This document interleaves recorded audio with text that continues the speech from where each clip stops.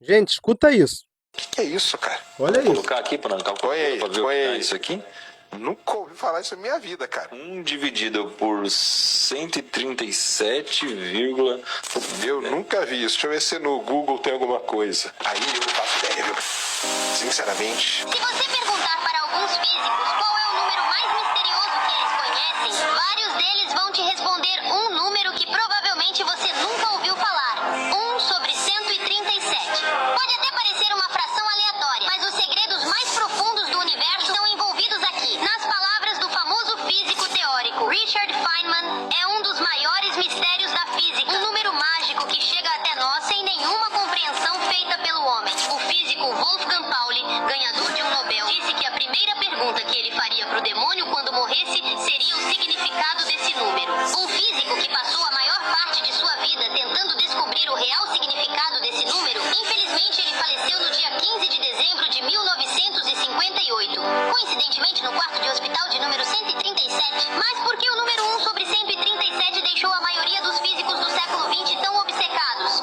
Esse número é a famosa constante de estrutura fina. O mais impressionante é que é uma constante universal. Literalmente, ele é adimensional. Isso significa que esse resultado é uma constante que aparece em todo o universo, seja aqui no planeta Terra ou até mesmo dentro de um buraco negro.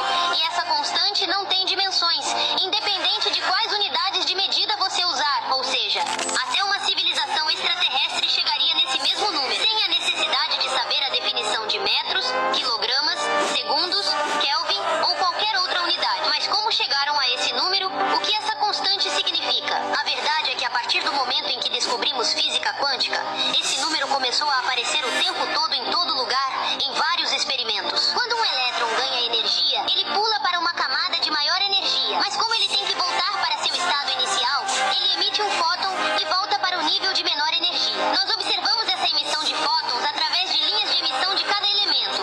Cada comprimento de onda é uma cor específica e representa uma quantidade de energia específica. Ao analisar as linhas de emissão dos elétrons de um átomo do elemento hidrogênio, duas linhas chamam atenção por serem muito próximas uma da outra. Essa é a chamada estrutura fina, a separação entre dois níveis de energia extremamente próximos. A distância entre esses níveis em todos os átomos é sempre uma constante, em qualquer lugar do espaço ou do tempo.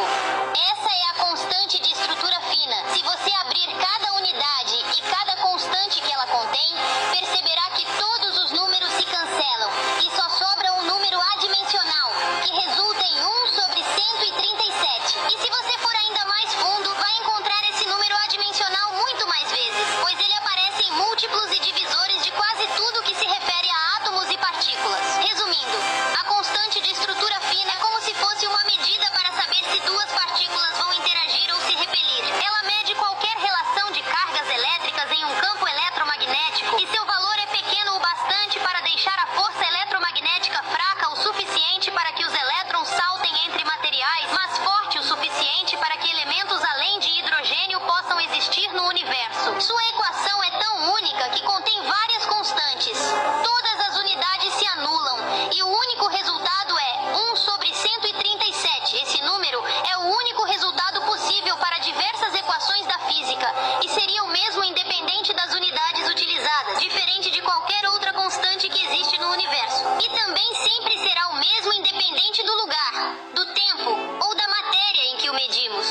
Ele só depende de uma coisa, a energia. O valor da constante de estrutura fina só muda conforme a energia do sistema em que ele é medido. No caso, ele depende da quantidade de energia do nosso próprio universo. Durante os primeiros momentos do universo, logo depois do Big Bang, a densidade da energia era extremamente alta. E nessas condições, o valor dessa constante chegava próximo de 1. Mas conforme o universo foi se expandindo e a energia foi se distribuindo e ficando menos densa, o número foi diminuindo até chegar no valor de 1 sobre 137. Mas não fazemos ideia do porquê. O que fez esse número estacionar aqui?